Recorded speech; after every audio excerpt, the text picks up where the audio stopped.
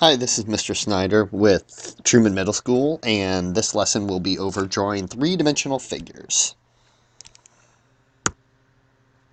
So the vocabulary that we will need to know includes the word face, edge, vertex, and orthogonal view. Of these, probably you know the first three. Orthogonal view might be something new for you this lesson. So let's review what face, edge, and vertex are. When you have three-dimensional figures, they have faces, edges, and vertices. So the face is just simply the flat surface of each side. The edge is where these two faces come together, and they usually form a line segment. And the vertex is where three or more edges meet, so it meets at a single point. So what we need to know is how to name these and identify them. So for these two figures, on the left we have looks like a square prism or a rectangular prism. On the right, we have a pyramid.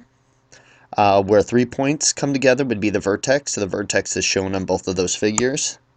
The edges are also shown where two faces come together to form a line segment.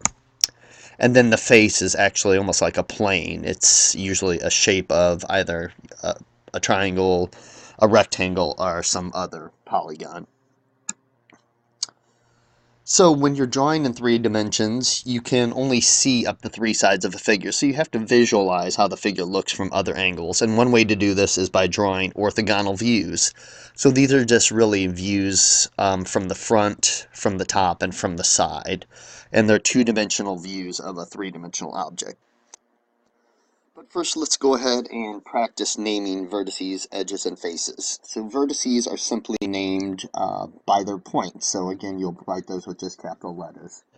So for vertices,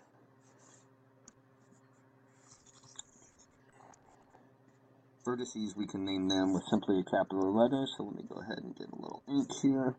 So here are my vertices. My vertices could be obviously simply just A, B, C, D, E, and F. So just simply named by that single point where the three lines meet.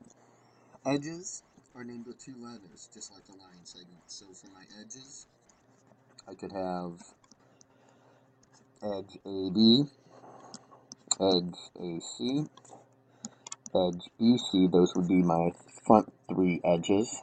And then my top edge is going to be AD. The bottom edges would be BE, CF, and then on the back we would have three more. We would have DE, we would have DF, and we would have EF. So I've named all possible edges. So let's go ahead and name the faces. And the faces are named by their individual shape. So if it's a triangle, it would be named with three letters. If it's a quadrilateral, name it with four letters. So you can see that the front and the back, the bases, would be named as triangles. So we could say triangle A, B, C, and triangle D, E, F to name the bases.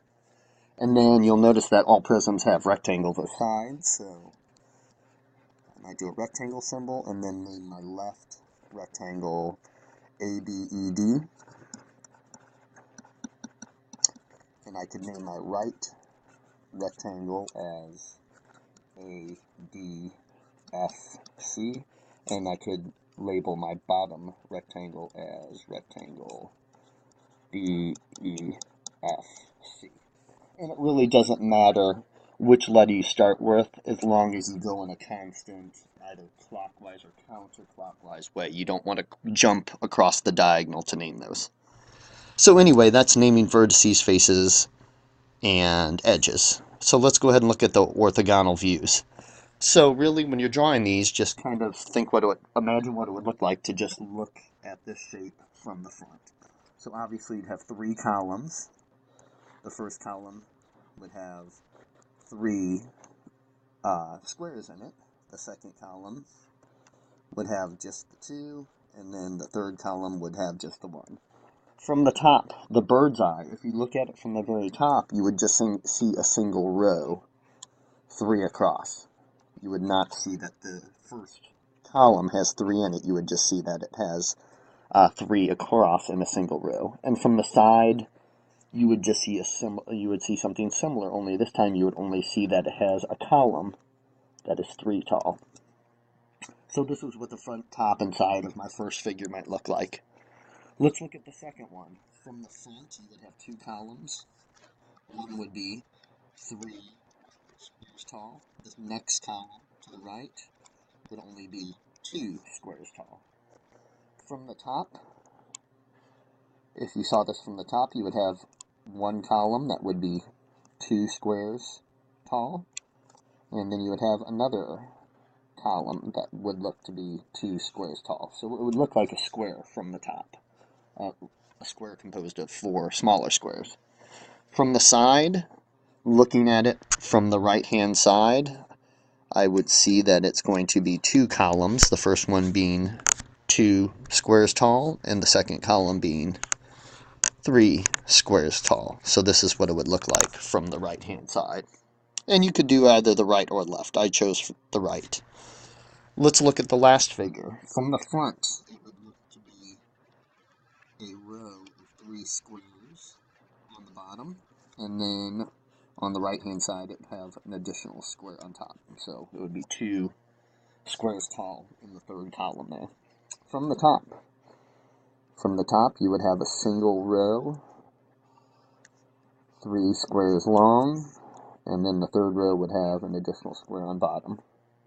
And from the side, again, looking from the right-hand side, it would appear to have 1 square in the first row, and then it would be 2 squares tall on the right-hand column. So again, you're just kind of visualizing what this would look like from each of those 3 sides. But that's really it. If you can go ahead and try the examples in your notes, make sure you have your definitions down. That is all we have for now.